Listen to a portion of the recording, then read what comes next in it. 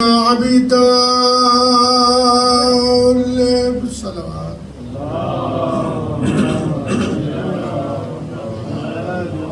الحمد لله الذي نفر قلوبنا بولاية علي بن أبي طالب. الحمد لله الذي نفر قلوبنا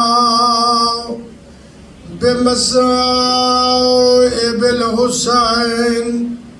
والصلاة والسلام على أهل بيته الطيبين الطاهرين المعصومين واللعنة الدائمة على أعدائهم ملعونين. أما بعد، بسم الله الرحمن الرحيم. والتين والزيتون وطور سينين وهذا البلد الأمين لقد خلقنا الإنسان في أحسن تقويم. صلوات.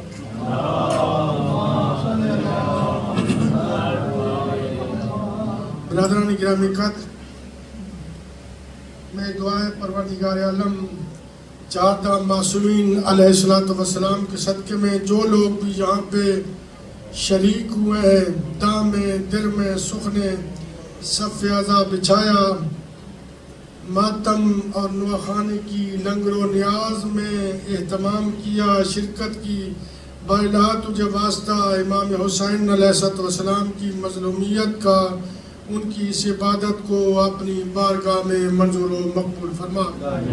برادران گرامی قدر، کچھ لوگ بڑے پریشان حال ہیں، بالخصوص وہ لوگ جن کے لیے پیپروں کی مشکلات ہیں. بااللہ تجھے ذکر مظلوم کے صدقے میں ان کی دلی حاجات کو پورا فرما. جن کے گھروں میں مشکلات ہیں، پریشانیاں ہیں، تجھے واسطہ شہدائے کربلا کی شہادتوں کا ان کی پریشانیوں کو دور فرما. ان کے گھر میں خیر و برکت و رحمت کا نزول فرما. ہمیں اپنے بچوں کی صحیح معنوں میں تربیت کرنے کی توفیق عطا فرما. بااللہ تجھے واسطہ چار معصومین کی عزت و عظمت کا مجھے حکم دیا گیا ہے. کچھ مومن اور ایک مومن اور ایک مومنہ بیمار ہے، کینسر ہے. بااللہ تو علام الغیوب ہے، تو بہتر جانتے ہے. بااللہ انہیں صحت کامل و عاجل عطا فرما. حاضرین میں سے جتنے بھی لوگ موجود ہیں، ان کے علاوہ حکیم جو بیمار ہیں، تجھے واسطہ بیمار کربلا کی بیماری کا انہیں صحت کامل و عاجل عطا فرما. میرے اللہ تجھے واسطہ حضرت عباس کی ان آرزوؤں کا جو کربلا کے میدان میں پوری نہ ہو سکیں، حاضرین کی جو دلی آرزویں حاجات ہیں، ان کو پورا فرما. میری دعا ہے پروردگار عالم حضرت قائم آل محمد کا جل ظہور فرما. ہمیں ان کے اعوان و انصار میں شامل ہونے کی توفیق عطا فرما. بآواز بلند صلوات.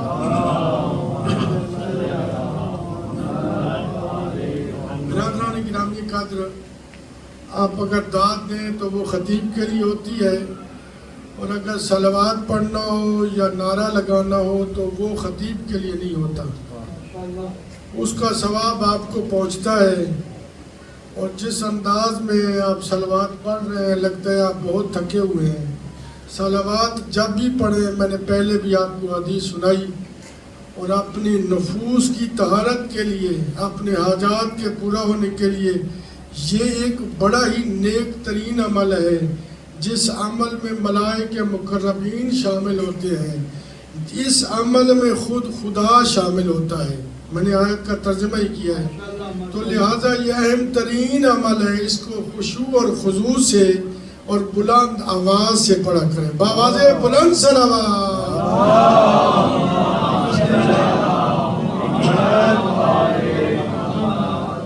میں نے آپ کی خدمت عالیہ میں گزشتہ ایام میں جو موضوع قرار دیا اپنے اس عشرہ محرم الحرام کا وہ موضوع ہے کمالات انبیاء اور فضائل اہل بیت اطہار۔ اسی کے زمرے میں گزشتہ ایام میں ہم نے آپ کی خدمت عالیہ میں معروضات پیش کی اور انشاءاللہ آنے والے ایام میں بھی پیش کرنے کی کوشش اور سعی کریں گے۔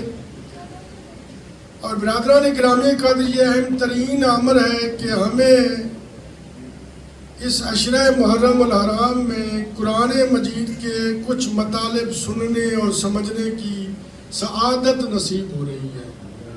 برادران گرامی قدر یہ بڑا اہم ترین موضوع ہے اور اس کے زمرے میں کل میں نے آپ کی خدمت عالیہ میں جو بیان کیا اس کو تکرار نہیں کرنا، لیکن ربط ضرور دینا ہے کہ ہر نبی کو، ہر رسول کو، ہر اللہ کے ولی کو اللہ نے معجزات عطا کیے، اور وہ ہر نبی کے زمانے میں جیسے جیسے زمانہ مختلف ہوا اس زمانے کے تقاضوں کے مطابق معجزات بھی مختلف آئے۔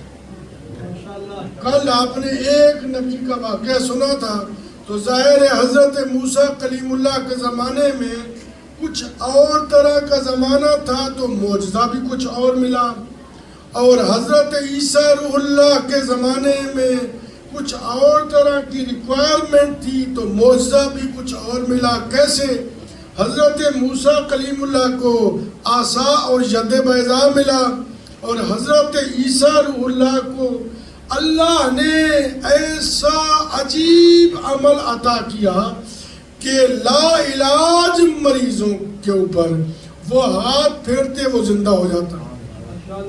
اور فقط لا علاج مریض نہیں، اگر کوئی مردہ پڑا ہوا ہے اور اگر حضرت عیسیٰ چاہتے، ذرا تصور کی بات ہے، ہمارے میں ہم آج بھی ایک جنازہ پڑھ کے آئے ہیں تو دیکھیے کہ حضرت عیسیٰ روح اللہ ہاتھ پھیرتے، ہاتھ لگاتے وہ مردہ زندہ ہو جاتا۔ اور پھر اس سے اگلی منزل کیا ہے جو قرآن نے بیان کی ہے وہ یہ ہے کہ حضرت عیسیٰ روح اللہ مٹی سے چڑیا کی شکل بناتے، پرندوں کی شکل بناتے، پھونکتے وہ پرندہ بن کے اڑ جاتا۔ یہ معجزہ ملا۔ اب اس سے پہلی منزل میں حضرت نوح نجی اللہ کو بھی معجزہ ملا، اور حضرت نوح نجی اللہ کے لیے قرآن مجید میں اللہ نے ارشاد فرمایا بسم اللہ الرحمن الرحیم وَشَرَعَ لَكُم مِّنَ الدِّينِ مَا وَصَّىٰ بِهِ نُوحًا، وہی شریعت اے میرے حبیب تمہارے لیے وہی شریعت مقرر کی گئی ہے جو حضرت نوح کے لیے مقرر کی گئی تھی، یعنی شریعت میں کوئی تبدیلی نہیں ہے۔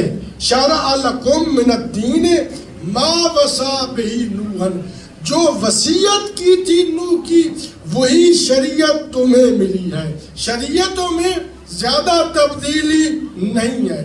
اب حضرت نوح نجی اللہ سب سے پہلے صاحب شریعت نبی اور پاک پیغمبر، آخری سید المرسلین بھی، خاتم الانبیاء بھی، وہ پہلے صاحب شریعت، یہ آخری صاحب شریعت۔ تو اب اللہ نے کہا جو شریعت پہلے کو ملی وہی شریعت آخری کو ملی، اور حضرت نوح نجی اللہ کوئی عام انسان نہیں تھے۔ حضرت نوح نجی اللہ بڑی عظیم ترین، یہ قرآن کی تفسیر آپ کے سامنے بیان کر رہا ہوں، قصہ کہانی نہیں ہے، اور اس سے بڑے مطالب ہیں آپ کے سامنے۔ حضرت نوح نجی اللہ سب سے پہلے صاحب شریعت نبی، آدم ثانی، اور تمام انبیاء میں سے سب سے زیادہ زندگی پائی ہے۔ کتنی؟ 2250 برس تک ظاہری طور پر زندہ رہے۔ کتنے؟ 2250 سال تک زندہ رہے ظاہری طور پر۔ ویسے تو ہمارا جو عقیدہ ہے وہ آپ جانتے ہیں۔ اور تبلیغ کتنی کی، ذرا متوجہ رہیے گا، تبلیغ کتنے کی؟ 950 برس تک تبلیغ کی۔ کتنا؟ 950 ایئر تک انہوں نے تبلیغ کی، اور تبلیغ، اور اللہ نے حضرت نوح نجی اللہ کو کہا کہ میری امت کو تبلیغ کرو، اور حضرت نوح نجی اللہ کا جاتے قرآن مجید نے حضرت نوح کو 43 مقامات پر یعنی 43 مقامات پر حضرت نوح کا تذکرہ آیا ہے. کہا نوح یہ لفظ نوح جو ہے قرآن مجید کتنا اہم ترین واقعہ ہے کہ اللہ نے جو تا قیامت تک کتاب رکھنی ہے، جو شریعت رکھنی ہے، اس کتاب میں 43 مقامات پر اللہ تذکرہ کر رہا ہے. کتنا اہم ترین تذکرہ ہے حضرت نوح نجی اللہ کا. اور حضرت نوح نجی اللہ کا کیا کام تھا؟ حضرت نوح نجی اللہ یہ کرتے تھے کہ وہ اللہ کے حکم سے نکلتے اپنے گھر سے اور لوگوں کو اللہ کے دین کی تبلیغ کرتے. اور لوگ انہیں کیا کرتے؟ آج کل تو جو تبلیغ کرتا ہے اسے کھانا ملتا ہے، اسے انعام و اکرام ملتا ہے، فیس ملتی ہے اور بہت کچھ ملتا ہے. لیکن حضرت نوح نجی اللہ جب تبلیغ کے لیے جاتے تھے تو کیا ملتا؟ وہ تبلیغ کرتے، ان کی قوم ان کے اوپر پتھر برساتے، ان کو پتھر مارتے. وہ حضرت نوح نجی اللہ جب بھی جاتے تبلیغ کے لیے تو کفار و مشرکین ان کو پتھر مارتے. حضرت نوح نجی اللہ زخمی ہو کر واپس آتے. توجہ ہے نا، حضرت نوح نجی اللہ اور حضرت نوح کا نام، یہ میں مقدمہ میں بات بیان کر دوں تاکہ آپ کو لطف ہے فضائل میں. حضرت نوح کا نام نوح نہیں ہے، حضرت نوح کا نام عبد الغفار ہے یا عبد الرزاق ہے. حضرت عبد الغفار یا حضرت عبد الرزاق 43 مقامات پر اللہ نے نوح کہہ کر پکارا. کیوں؟ اس لیے تمام مفسرین نے لکھا کہ اس لیے کہ لوگوں کے سامنے وہ ان مظالم پر نوحہ پڑھا کرتے تھے. اگر متوجہ ہے تو میں نے تو بات کہہ دی ہے. وہ ان کے سامنے سب سے پہلا صاحب شریعت نبی، وہ اس اپنی امت کے مظالم پر نوحہ پڑھتے ہوئے چلا کرتے تھے. تو اللہ کو سب سے پہلے صاحب شریعت نبی کا نوحہ پڑھنا اتنا پسند آیا، نام سے نہیں پکارا، کام سے پکارا. کہا یا نوح. اب میں کہوں گا بھائی ہمارے اوپر اعتراض نہ کرو، یہ جو ہم نوحہ پڑھتے ہیں، یہ جو ہم ماتم کرتے ہیں، یہ ہمارے اوپر اعتراض نہ کرو، بلکہ یہ سنت ہے سب سے پہلے صاحب شریعت نبی کی. جو ہے نا صلوات پر محمد و آل محمد.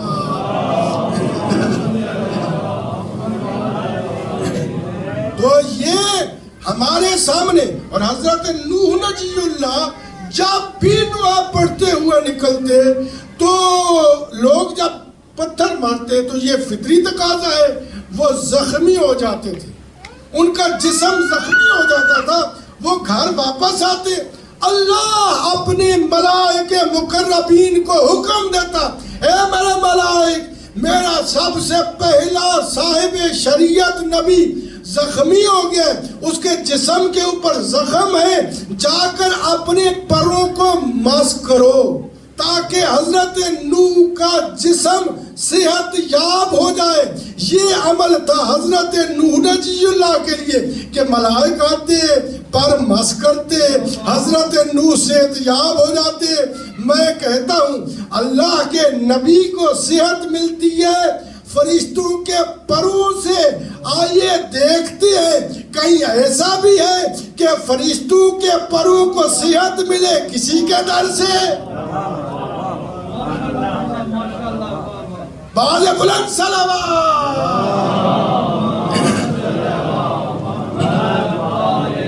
جو سمجھ گئے ان کی مہربانی، جو نہیں سمجھے میں تصریح کرنا چاہتا ہوں. حضرت نوح کو شفا ملتی تھی بھائی فرشتوں کے پروں سے.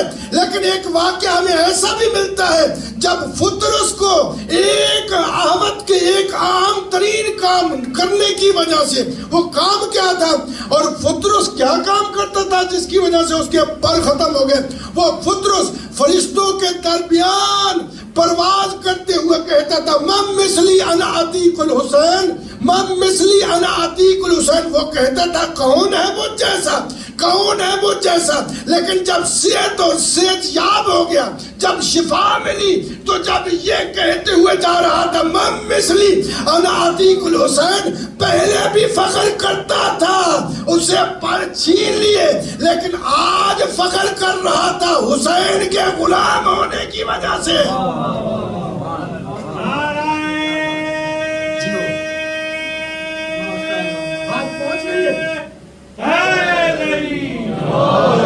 جنہوں نے نعرے کا جواب نہیں دیا ان تک بات میری پہنچی ہے، ایک مل کر بآواز بلند صلوات۔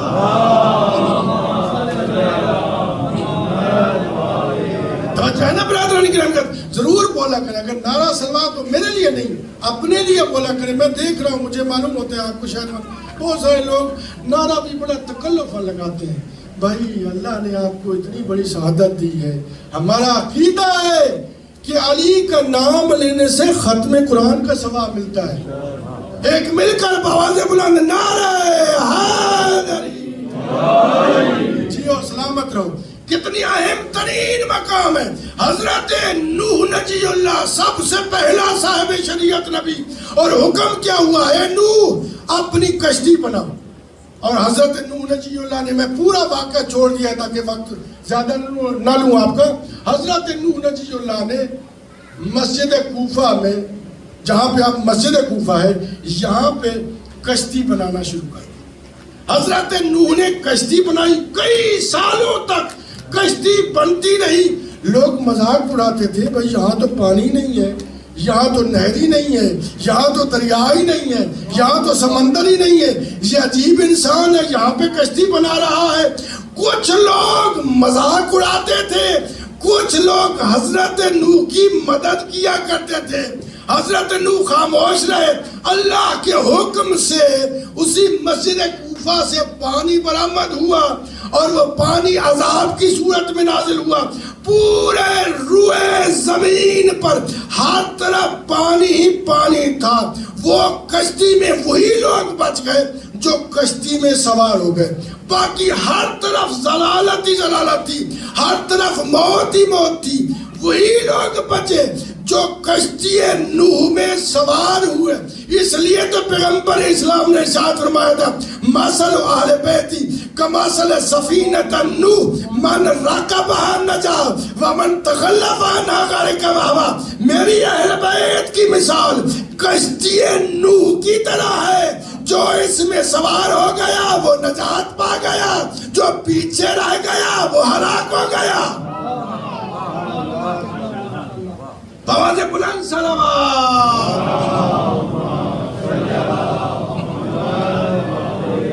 اور برادران کرام، یہ قادر، یہ جو کشتی کا تصور ہے، ذرا یہ میرے اوپر واجب ہے، میں بھی یہ بھی بات بیان کرتا چلوں۔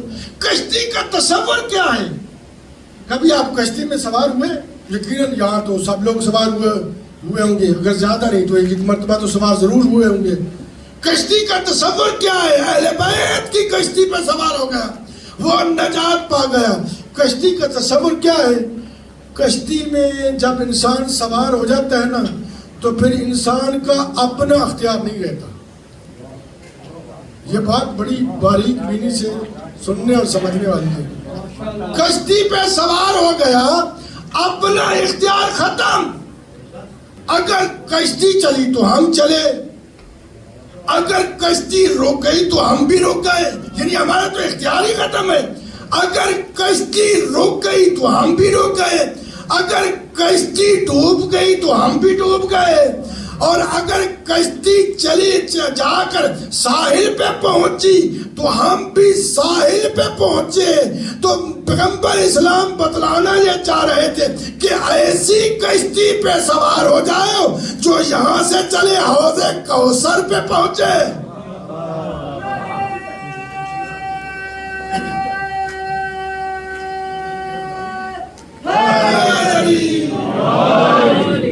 ہے نا؟ اور اسی طرح دنیا میں جس طرح اس زمانے حضرت نوح نجی اللہ کے زمانے میں ہر طرف پانی ہی پانی تھا۔ پانی نوح کے زمانے میں کیا؟ یعنی موت۔ اس زمانے میں جو سیلاب آیا پوری روئے زمین کے اوپر، پانی یعنی موت، پانی یعنی ہلاکت۔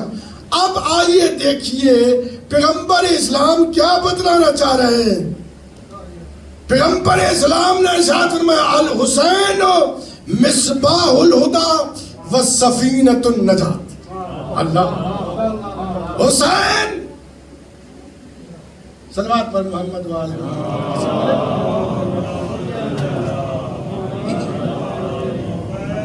الحسین مصباح الہدی، حسین ہدایت کا روشن مینارہ ہے، وہ سفینۃ النجات، اور وہ نجات کی کشتی ہے۔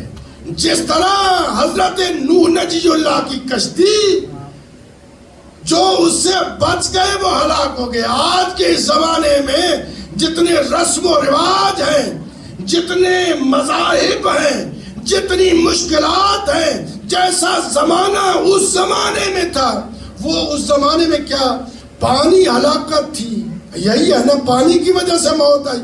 آج دیکھیے کتنا پرآشوب زمانہ ہے، کیسے کیسے نئے نئے رسم و رواج نکل رہے ہیں، کیسے کیسے نئی نئی مشکلات نکل رہی ہیں، کیسے کیسے نئے نئے دین نکل رہے ہیں، کیسے کیسے نئی نئی مشکلات آ رہے ہیں، کیسے کیسے نئے نئے مسائل آ رہے ہیں، کیسے کیسے نئی نئی مشکلات آ رہی ہیں۔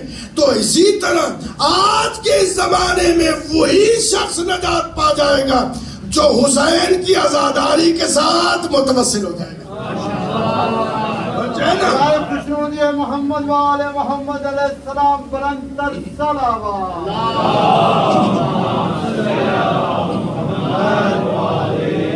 اور میرے بھائیوں بڑا اہم ترین موضوع ہے یہ، میں اس کے لیے زیادہ دیر زحمت سماعت نہیں دوں گا، لیکن یہ بات ضرور کروں گا، میرے اوپر واجب ہے کیونکہ میں یہاں بیٹھا ہوں، میں بھی آپ جیسا انسان ہوں، لیکن میرے اوپر واجب ہے یہ بتلائیں، خود اپنا محاسبہ کیا کریں۔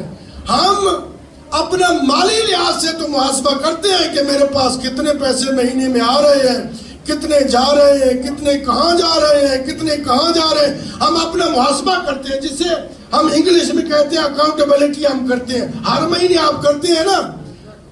آپ نے کبھی نیکیوں کے بارے میں بھی کیا کہ میں نے کتنے اعمال صالح کیے، کتنی برائیاں کی؟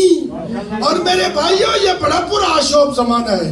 ہمارے زمانے میں جب ہم پڑھتے تھے نہ فیس بک تھا، نہ یہ ٹک ٹاک تھا، نہ ٹویٹر تھا، نہ اور کوئی چیزیں تھی، بہت سارے آج کل تو آگے، یہ اس زمانے میں نہیں تھے۔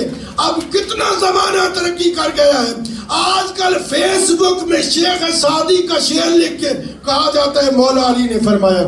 اب کون بتلائے آپ کے بچوں کو، کون بتلائے آپ کے نوجوانوں کو، کون بتائے آپ کی بیٹیوں کو کہ بھائی یہ شیخ سعدی کا فرمان ہے، مولا کا نہیں ہے۔ کل اگر شیخ سعدی کا وہ شعر غلط ہو گیا تو آپ کے بچوں کے ذہن میں آئے گا نعوذ باللہ امام نے، نعوذ باللہ امام نے یہ کیوں کہا؟ تو لہٰذا ہم نے اس دنیا سے چلا جانا ہے۔ ہمارے باپ ہمارے دادا آئے، انہوں نے یہاں پہ محفلیں، مجالس، اشرے کیے، ہم تک دین پہنچایا، آپ تک جو نوجوان بزرگ تشریف فرمائے آپ تک دین پہنچایا، آپ تک عزاداری پہنچائی، آپ تک حسینیت پہنچی ہم تک حسینیت۔ وہ ہماری وجہ سے نہیں، ہمارے باپ دادا کی وجہ سے ہم تک حسینیت پہنچی۔ ایسے ہی ہے نا، کیونکہ ہم جدی پشتی شیعہ بہت کم تحقیق کر کے آئے، تو ہم تک یہ شیعت پہنچی کس نے؟ میرے باپ نے پہنچائی سب سے پہلے، اور پھر سب سے پہلے کس نے پہنچائی؟ ماں نے۔ ماہر نفسیات کہتے ہیں کہ ماں کی عادات 40% انسان کے اندر ہوتی ہے، چاہے وہ جتنی مرضی یونیورسٹی وہ پڑھتا رہے، جتنا ہی اپنے آپ کو چینج کر لے، ماں کی نیچر سے 40%، یہ ماہر نفسیات کی بات کر رہا ہوں، کسی معصوم کی نہیں۔ تو انسان کے جسم میں، انسان کی عادات میں وہ چیزیں شامل ہوتی ہیں۔ میں آپ سے سوال کرتا ہوں، میں آپ کا نوکر ہو کر، مولا حسین کا نوکر ہو کر، آپ مومنین کا بھی نوکر ہو کر، مجھے یہ بتلائیے کہ گزشتہ سال سے ہماری یہ آرگنائزیشن، ہمارے یہ بزرگان، پیر اقبال شاہ جی اور سارے جتنے بھی تشریف فرما، میں کسی کا نام اس لیے نہیں لیتا کہ کچھ لوگوں کا نام جو ہے وہ رہ جائے گا، سب آپ بزرگ ہیں میرے، مجھے یہ بتلائیے کہ آپ نے یہ حسینیت اپنے بچوں تک پہنچائی؟ پہنچائی کیا؟ ہم پہنچا رہے ہیں؟ اب میں آپ سے سوال کرتا ہوں، جواب نہیں لیتا. اب اپنے ذہن سے سوال کیجئے اور ذہن کو جواب دیجئے کہ کیا ہم نے آنے والی نسل تک حسینیت پہنچائی؟ نہیں. وہ پاکستان میں ماحول اور ہے، اسلامی ممالک میں ماحول اور ہے. وہاں پہ کہیں نہ کہیں سے سیکھ جاتا ہے، سکول سے سیکھ جاتا ہے، معاشرے سے سیکھ جاتا ہے، دوستوں سے سیکھ جاتا ہے، بزرگوں سے سیکھ جاتا ہے. یہاں بزرگ، یہاں فیملیاں اکیلے رہتی ہیں. یہاں وہ معاشرہ نہیں ہے کہ دادا ہے اور نانا بھی ہے اور ماموں بھی ہے اور چاچو بھی ہے اور یہ بھی ہے. وہ نہیں، اکیلے رہتے ہیں. جن کے کچھ فیملیاں ہیں وہ قریب سے. میں زیادہ ٹائم لے رہا ہوں، مجھے پتہ ہے آپ کے یہ بڑا قیمتی وقت ہے، آپ حسینیت سننے کے لیے یہ بھی حسینیت کا درس ہے. تو کیا ہم ان تک پیغام پہنچا رہے ہیں؟ نہیں. تو کیا کہیں ایسا تو نہیں کہ ہماری آرگنائزیشن نے اتنی بڑی بلڈنگ آپ کے لیے قائم کر دی اور کل کو کوئی وہاں مجلس سننے والا ہی نہ ہو، مجلس پڑھنے والا ہی نہ ہو؟ نعوذ باللہ، ایسا ہو نہیں سکتا، کیونکہ یہ عزاداری ایک معجزہ ہے. کسی کی ملکیت نہیں ہے، کسی کا کمال نہیں ہے. لیکن ہمیں تیاری تو کرنی چاہیے نا. ہمیں اپنے بچوں تک یہ پیغام تو پہنچانا چاہیے. میرے بھائی، میں معافی سے میں دونوں ہاتھ باندھ کے، میں امامے میں بیٹھا ہوں، دونوں ہاتھ ہر شخص سے باندھ کے یہ کہتا ہوں، میں جانتا ہوں 20 سال میں پڑھا ہوں، 20 سال تبلیغ کیا میں نے بڑے اداروں میں. آپ نہیں جانتے مجھے، میں بڑے اداروں میں رہا ہوں، کوئی نیا آدمی نہیں ہوں. میں جانتا ہوں جتنے بھی یہاں تشریف فرمائے، تجربے سے میں بات کر رہا ہوں. غلط ہو تو مجھے معاف کر دینا، میں نے پہلے ہاتھ باندھ لیا. یہاں 50% لوگوں کو وضو اور غسل صحیح نہیں آتا اور ہم یہاں موجود ہیں. ہماری آرگنائزیشن نے یہی کرنا تھا کہ یہاں پہ صف اعضاء بچھانا تھا. تو یہ جو غلط ہے یہ کس نے ٹھیک کرنا ہے؟ یہ جو عزاداری ہے، یہ ہمارے عقیدے کس نے درست کرنے ہیں؟ ہماری ماؤں نے، ہمارے جو بزرگ ہیں انہوں نے، اور آرگنائزیشن نے یہاں پہ ایک بہت بڑا کام کیا ہے. میں آرگنائزیشن کی تعریف نہیں کرنا چاہتا، شاید آپ سمجھیں کہ خوشامد کر رہے ہیں، لیکن نہیں، میرا حق بنتا ہے. اتنا بڑا کام کیا ہے کہ آپ کے لیے تاکہ ہمیں قیامت تک جب تک رہے گا ایک اچھا ادارہ بنا دیا ہے. آپ بلڈنگ آپ کی اپنی ہے، آپ کی اپنی بلڈنگ ہے، کرائے میں نہیں ہوں گے آپ کچھ عرصے بعد، اپنی بلڈنگ میں ہوں گے. تو میرے بھائیوں، جب تک آپ کے اندر احساس پیدا نہیں ہوگا، آپ جاتے، آپ کے بچے جاتے ہیں سکول میں بہت ٹائم لے لیا معذرت سے، میں فضائل پہ آتا ہوں. آپ کے بچے جاتے ہیں سکول میں، واپس آتے ہیں، وہ خود بھی ہوم ورک کرتے ہیں، آپ بھی کراتے ہیں، آپ کی وائف بھی کرواتی ہوگی. لیکن یہاں پہ کچھ بچے آئے نہ، وہ جو آئے ان کی میں بہت تعریف کرتا ہوں. میں نے امتحان لیا، بڑے اچھے پڑھے، انہوں نے بڑی اچھی چیزیں. لیکن کتنی ہماری کمیونٹی ہے، آن لائن بھی پڑھ سکتے ہیں، سیکھ بھی سکتے ہیں. اگر کل کو وہ بچہ، بڑی توجہ سے بس آخری جملہ، اگر کل کو آپ کا بیٹا بڑا ہو گیا، شادی ہو گئی، اسے غسل جنابت نہیں آتا، اگر وہ غسل جنابت غلط کر کے مسجد میں آ گیا، مسجد میں بیٹھنا حرام ہے. اگر وہ مسجد میں آ گیا، مسجد میں بیٹھنا حرام ہے. قرآن کی تلاوت کر رہا ہے، وہ مجنب حالت میں قرآن لعنت کر رہا ہے، کیونکہ وہ تو حرام حالت میں ہے. اور اگر وہ اس کا وضو درست نہیں ہے تو نماز درست نہیں ہے. میرے بھائی، معذرت سے یہ ساری چیزیں شاید اس کے بعد آپ مجھے کہیں کہ یہ مقصر ہو گیا ہے. کوئی بات نہیں، 2 سال سے فضال تو سنتے رہے. ابھی تھوڑا سا میری بات 2 منٹ تو میری بات بھی سنیں. شاید ہو سکتا ہے کچھ فتویٰ لگا دیں، مقصر ہو گیا مولانا. لیکن میرے بھائی، اگر آپ کے بچے کو غسل جنابت نہ آیا، قرآن کو ہاتھ لگائے گا، ہاتھ لگانا حرام ہے. معصومین کے وہ جو نام لکھے ہوئے ہیں ان کو ہاتھ لگائے گا، حرام ہے. وہ عقیق کی تسبیح پہنتا ہے، حرام ہے. وہ اگر خدا نہ خواستہ اسی حالت میں اگر وہ نجف چلا گیا، کربلا چلا گیا، جب وہ بڑا ہو جائے گا، نہ آپ سکھائیں گے نہ وہ سیکھے گا. تو کہاں سے آئے گا یہ علم؟ کہاں سے معلوم ہوگا؟ کس نے پڑھانا ہے؟ یہ کس نے ذمہ داری لینی ہے؟ یہ آپ نے اپنے بچوں کے لیے ذمہ داری. جس طرح آپ کہتے ہیں کہ میرا بیٹا انجینئر بن جائے, میرا بیٹا ڈاکٹر بن جائے, میرا بیٹا بڑے مقام پہ آ جائے, وہ اچھی تنخواہ ہو, وہ پائلٹ بن جائے, وہ اس بڑے شرکے میں آ جائے, وہ اتنی پراپرٹی ہو اس کے لیے. لیکن آپ نے دین کے لیے کیا کیا ہے؟ اپنے بچے کے لیے آپ چلے جائیں گے, آپ چلے جائیں گے, لیکن جس کو دین نہیں سکھایا نا وہ آپ کا فاتحہ بھی نہیں پڑھے گا, وہ آپ کا فاتحہ بھی نہیں پڑھے گا. یہ زندگی فانی ہے. مال جتنا مرضی دے کے جائے. میری کو تجربہ ہے, میں لندن میں رہا, پیرس میں رہا, بڑے بڑے شہروں میں, بڑے بڑے مرکزوں میں رہا. میں نے دیکھا کہ بہت بڑے بڑے مالدار ہیں, وہ چلے گئے, بعد میں بیٹے نے ایک فاتحہ تک نہیں کیا, بس رسمہ نے آغاز میں 3 دن کے بعد کیا, ختم. اس کے قبر پہ بھی نہیں کیا. لہذا اپنے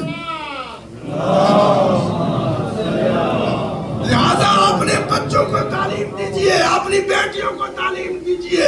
اور یہ ضروری نہیں ہے کہ مجھ سے دلوائیں, ضرور تعلیم دیجئے کسی سے بھی. بآواز بلند صلوات.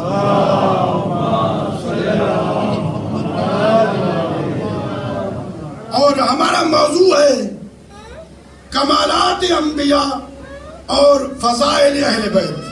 حضرت نوح علیہ السلام نے کشتی بنائی اور وہ کشتی چلی, جو میرا موضوع ہے, اور وہ کشتی چلی ایک پہاڑی کے اوپر جا کر ٹک گئی.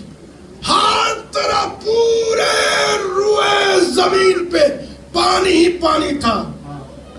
حضرت نوح کی جب کشتی پہاڑی کے اوپر ٹکی تو حضرت نوح نے اپنے ایک پرندے کو کہا جو حضرت نوح کی کشتی میں تھا. اس نے کہا کہ بلبل جاؤ, جا کر پتہ کر کے آؤ کہ روئے زمین کے اوپر پانی ہے یا ختم ہو گیا. وہ پرندہ گیا, نشانی کے طور پر اپنی چونچ میں ایک درخت کا پتا لے کر آیا. یہ میرا موضوع ہے. والتین والزیتون, اور زیتون کی قسم, یعنی اس وقت کی قسم جب وہ پرندہ اپنی چونچ میں زیتون کے درخت کا پتا لے کر آیا, اس وقت کی قسم. اب اس کے بعد ایک نیا زمانہ شروع ہوا, اور وہ زمانہ ایسا سلسلہ شروع ہوا, نئی انسانیت آئی. اور 1951 میں ایک تحقیقاتی ٹیم گئی وادی ابراہیم خلیل اللہ میں, جس میں 70,000 انبیاء کی قبریں ہیں. وہ تحقیق کرتے کرتے انہیں ایک لکڑی کا ٹکڑا ملا, اور وہ لکڑی کا ٹکڑا روس کی تحقیقاتی ٹیم تھی, وہ ماسکو لے گئے. انہوں نے دیکھا یہ کون سی زبان ہے, کیا لکھا ہوا ہے. ماہرین ایکسپرٹ کو بلایا گیا, یعنی لسانیات کے جو ماہرین تھے ان کو بلایا گیا. دیکھا گیا یہ کون سی زبان ہے, کہا گیا سانی زبان ہے, اس کے بعد ساسانی زبان ہے, اس کے بعد عبرانی زبان ہے. اور اسے ٹرانسلیٹ کرتے کرتے جب وہ رشین زبان میں لے آئے تو وہ آج بھی اس لکڑی کا تختہ روس کے میوزیم میں موجود ہے. اور مانچسٹر میں ایک پروفیسر جس کا نام ہے مارکس, اس نے ترجمہ کیا. وہ ترجمہ مانچسٹر کی یونیورسٹی میں وہاں پہ موجود ہے. انہوں نے کہا کہ یہ جو ہمیں لکڑی کا تختہ ملا ہے اس کے اوپر لکھا ہوا ہے یا الہی, اے پناہ دینے والے مجھے پناہ دے. یہ حضرت نوح کی کشتی کا وہ عرصہ تھا, اس کے اوپر لکھا ہوا تھا اے پناہ دینے والے مجھے پناہ دے محمد کے صدقے میں, مجھے پناہ دے علی کے صدقے میں, مجھے پناہ دے فاطمہ الزہرا کے صدقے میں, مجھے پناہ دے حسن مجتبیٰ کے صدقے میں, مجھے پناہ دے حسین شہید کربلا کے صدقے میں. میں کہتا ہوں عجیب بات ہے, سب سے پہلا صاحب شریعت نبی پناہ مانگ رہا ہے, مدد مانگ رہا ہے پنجتن پاک سے.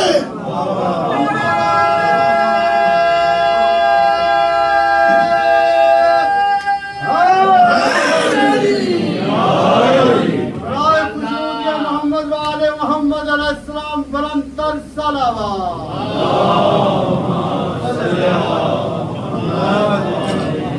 سب سے پہلا صاحب شریعت نبی مدد مانگ رہا ہے پنجتن پاک سے.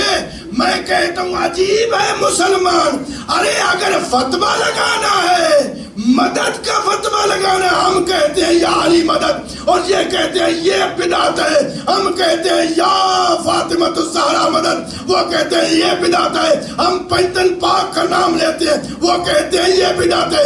اگر یہ بدعت ہے تو یہ بدعت کی ہے صاحب شریعت نبی نے. کتنی عظمت ہے. اور میرے آقا امام حسین علیہ السلام کے لیے اسی لیے پیغمبر اسلام نے ارشاد فرمایا الحسین مصباح الہدی والسفینۃ النجات. حسین آج ہم میں حسین موجود نہیں ہے. ظاہری طور پر حسین ہمیں دیکھ رہے ہیں, ہمارے اعمال جا رہے ہیں میرے آقا امام حسین. اگر آج نہیں ہے تو آج مصباح ہدا کیا ہے, آج سفینۃ النجات کیا ہے, آج مصباح ہدا ہے عزاداری. اللہ اکبر, میں نے تو بڑا جملہ کہا ہے. آج مصباح ہدا کیا ہے, عزاداری. آج سفینہ نجات کیا ہے, حسین کی عزاداری. یہی وجہ ہے کہ میرے آقا امام حسین نے اپنے نانا کی قبر پہ ہاتھ رکھ کے کہا تھا نانا یہ تیری امت دین مٹانا چاہتی ہے. نانا میں حسین تیری قبر پہ قسم اٹھا کے کہتا ہوں نانا میں اپنا سب کچھ قربان کر دوں گا. نانا میں اپنا سب کچھ قربان کر دوں گا, لیکن نانا تیرا دین بچا دوں گا. اور نانا میں اگر میری قربانی سے تیرا دین نہ بچا تو میں زینب کی چادر قربان کر دوں گا. اور آزادار حسین یہ دین بچانے کے لیے چلے, مدینہ سے مکہ سے پہنچے. 1 لکھ صحرا میں حسین کا لشکر چلتا آ رہا ہے کہ حسین کے سامنے 1000 کا جلال لشکر ہے, اور سامنے آیا حسین کا راستہ روکا. اور ایک مرتبہ دیکھا کہ ایک شخص ہے جس کا نام ہے حر, وہ آگے بڑھ کے آیا, حسین کے گھوڑے کی لجام کو ہاتھ ڈالا اور کہا حسین میں تجھے آگے نہیں جانے دوں گا. حسین نے ایک عجیب جملہ کہا, میں کہتا ہوں امام وقت ہے نا. حسین نے کہا سکلت کا امک کا یا حر, اے حر تیری ماں تیرے ماتم میں بیٹھے. آزادارو عرب کے اس زمانے میں اگر کوئی بادشاہ بھی کسی کو ماں کی گالی دیتا, ماں کے بارے میں یہ جملہ کہتا تو اسے جواب دیا جاتا تھا. لیکن جناب حر نے کیا کہا, اے حسین میں آپ کی ماں کے لیے صلوات کے علاوہ کچھ نہیں کہتا. جناب حر کی آواز بلند ہوئی اور میرے آقا امام حسین نے ایک عجیب حسرت بڑا جملہ کہا. کربلا کی اس سرزمین جناب حر نے جب آواز بلند کیا نا تو میرے آقا حسین نے کہا لین صوتک یا حر, اے حر اپنی آواز نیچے کر. حر میں اکیلا نہیں ہوں, میرے پیچھے زہرا کی بیٹی زینب اجلکم علی اللہ. حسین نے کربلا میں خیام لگائے اور ایک مرتبہ 10 کی رات آئی. تاریخوں میں یہ ملتا ہے پوری رات 10 کی رات اپنے خیام سے باہر جاتے, ایک ٹیلے پہ کھڑے ہو جاتے, خیام حسینی کی طرف دیکھتے, پھر بے قراری کی عالم میں اپنے خیمے میں آتے, پھر باہر جاتے. ساری رات یہ عمل جناب حر کرتے رہے. اور صبح کا وقت تھا, بیٹے نے پوچھا بابا آپ نے کیا کیا؟ ساری رات جاتے تھے, باہر آتے تھے اور اندر چلے جاتے تھے, پھر خیام کے اندر اور رونا شروع کر دیتے تھے. حر نے کہا ہے علی ابن حر, اے میرے بیٹے میرے ساتھ, ہاں میں تجھے دکھاتا ہوں. جناب حر لے کر آئے اپنے نوجوان بیٹے کو, ایک مرتبہ ٹیلے پہ بلند کیا اور کہا اے بیٹے سن, یہ خیام حسینی سے کیا آواز آ رہی ہے؟ بیٹے نے سنا, کہا بچوں کے رونے کی آواز آ رہی ہے. کہا نہیں. بیٹا پھر سن کیا آواز آ رہی ہے؟ کہا کچھ بچے ہیں جو سسکیوں کے عالم میں کہتے العطاش العطاش العطاش، آئے پیاس، کہا اے بیٹے میں اپنے آپ کو جنت اور جہنم کے درمیان دیکھ رہا ہوں، ایک طرف زہرا کا بیٹا ہے، دوسری طرف یہ ملعون ہے، میں چاہتا ہوں میں زہرا کے بیٹے کے ساتھ شہادت اختیار کروں۔ چلنے لگے، بیٹے نے کہا میں بھی ساتھ چلتا ہوں، اور غلام کو آزاد کر دیا۔ کہا نہیں، جب تک میں غلام تھا میں جہنم میں تھا، ابھی آپ جنت کی طرف جا رہے ہیں تو مجھے بھی ساتھ لے چلو۔ جناب حور نے کیا عمل کیا؟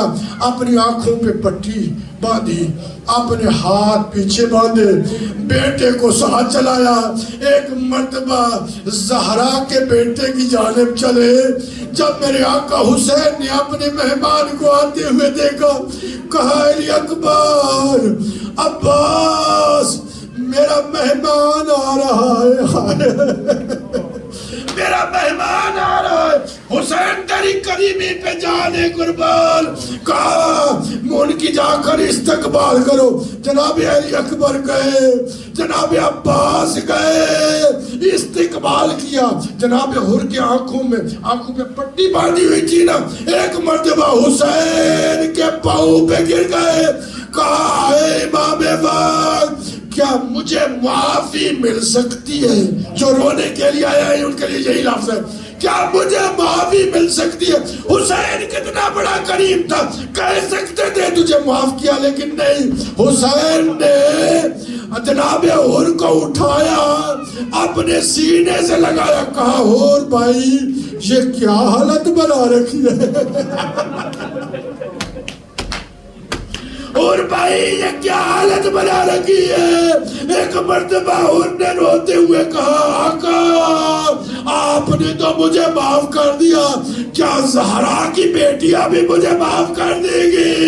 ایک مرتبہ جناب فضا آئی اور آ کر کہا تو کتنا سعید ہے، تو کتنا خوش بخت ہے، تجھے زینب سلام دے۔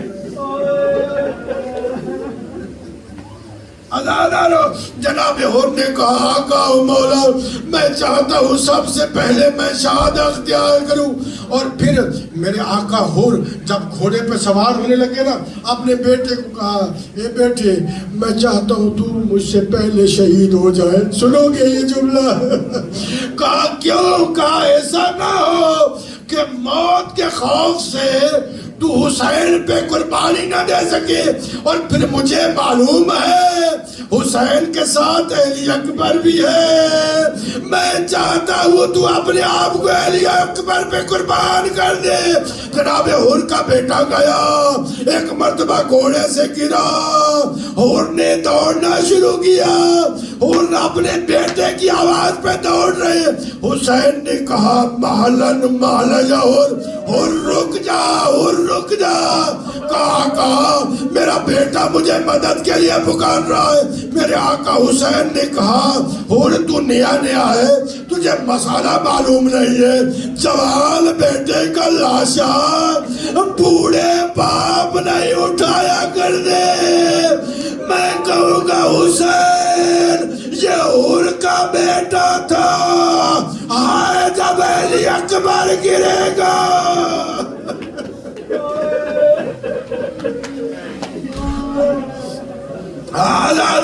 مجھے حکم دیا گیا ہے کہ میں حضرت حبیب ابن مظاہر کا بھی واقعہ بیان کروں، زیادہ واقعہ بیان نہیں کریں، ایک جملہ سن لیجئے۔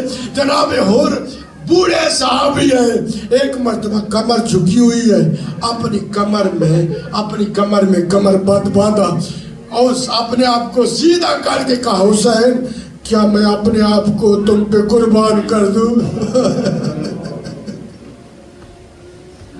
میرے آقا حسین نے کہا اور تو میرے نانا کا صحابی ہے، اور نے کہا آقا مجھے موت کی اجازت دیجیے، حور گئے ہیں اور حور کا آخری وقت ہے۔ جناب مسلم اوسجا گئے ہیں، اور جب قریب گئے نا مسلم ابن اوسجا، جناب حبیب ابن مظاہر کا آخری وقت ہے، اور جناب مسلم گئے ہیں نا تو ایک مرتبہ حبیب نے کہا مسلم ذرا قریب آؤ، مسلم قریب آئے، جناب حبیب کا آخری وقت تھا۔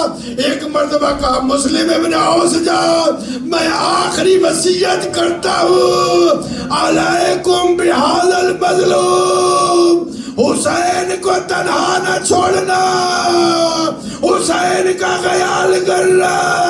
جناب حبیب ابن مظاہر کا سر تن سے جدا کیا گیا، یہ سر لے گئے کوفہ میں، آخری جملہ، اور میں آپ کے آنسوں کا ذمہ دار ہوں، یہ سر لے گئے کوفہ، اور جب سر نیزوں پہ نو کے نیزہ پہ سوار تھے نا، حضرت امام زین العابدین بھی ساتھ ساتھ چل رہے تھے۔ جناب حبیب ابن مظاہر کے بیٹے نے دیکھا کہ میرے بابا کا سر نو کے نیزہ پہ سوار ہے، اپنے دوستوں کے ساتھ آیا، حملہ کیا، حضرت حبیب ابن مظاہر کے سر کو لیا اور ایک عجیب شعر پڑھے، کہا جس کا بیٹا جوان موجود ہو اس کے باپ کا سر نو کے نیزہ پہ سوار نہیں ہوتا۔ امام زین العابدین نے کہا اور گئے اے حبیب کے بیٹے میں موجود ہوں، حسین کا سر